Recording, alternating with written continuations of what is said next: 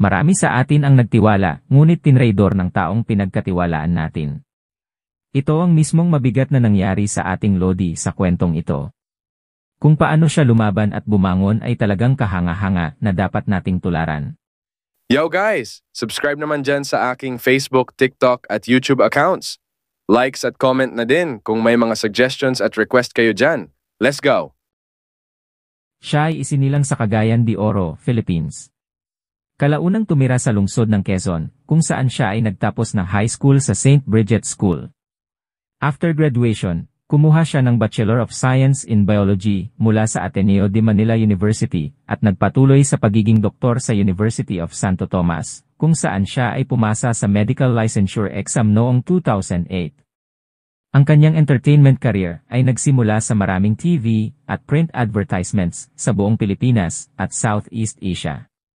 Noong 2008, nakuha niya ang kanyang unang role sa ABS-CBN na nasundan pa at isa sa mga role na ito ang nagbigay sa kanya ng Star Awards para sa Best New Female TV Personality.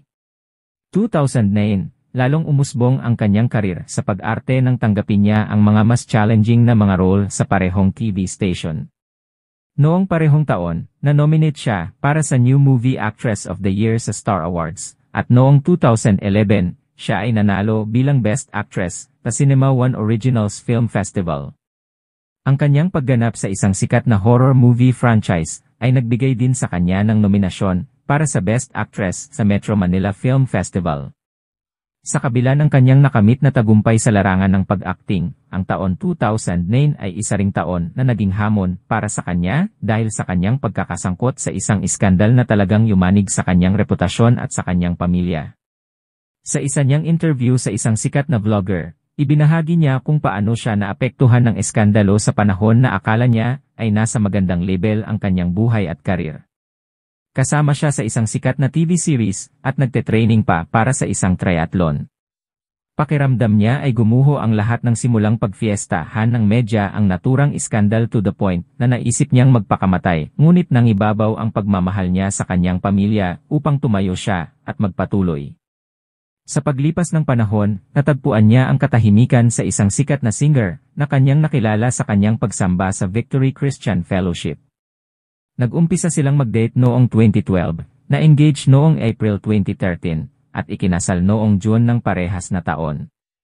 Ibinahagi niya ang isang emosyonal na sandali mula sa kanyang kasal sa kanyang sinulat na aklat. Ito ay ang pag-iyak ng kanyang mapagmahal na ina habang tinutulungan siya nito sa pag-aayos na sa pakiramdam nito. Bukod sa kanya, ay napakasaya nito dahil inakala siguro nito na wala nang seseryoso sa kanyang lalaki, na wala nang pagkakataon na maging maligaya siya, pero eto, ikakasal na nga siya. Para sa kanya, ang kanilang kasal ay sumimbolo ng paghilom at pag-asa.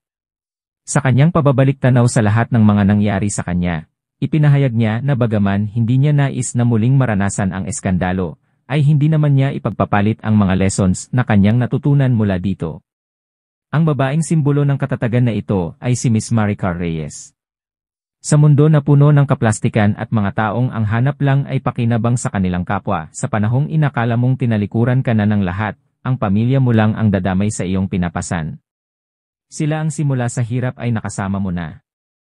Sila din ang dapat nakasama mo sa ginhawa.